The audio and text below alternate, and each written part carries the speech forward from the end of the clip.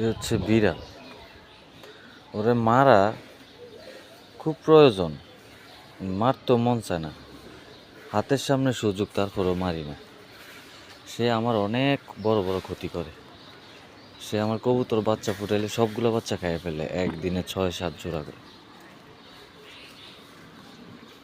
তখন অনেক রাগ হয় যে মারি, কিন্তু সে, তাকে যখন মারবো চিন্তা করছি তখনই দেখি যে সে বাচ্চা, তার পেটে বাচ্চা, এখন বাচ্চা হয়েছে।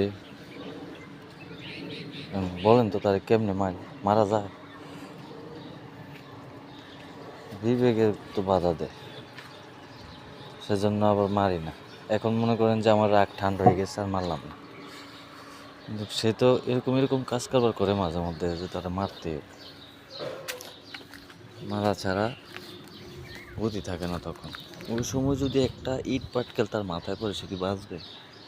তা আমার তো মায়ের কারণে তারা মারতেছি না। আমার এরিয়া যাইস না বাবা, মায়েরও খাইস না, মরিস না।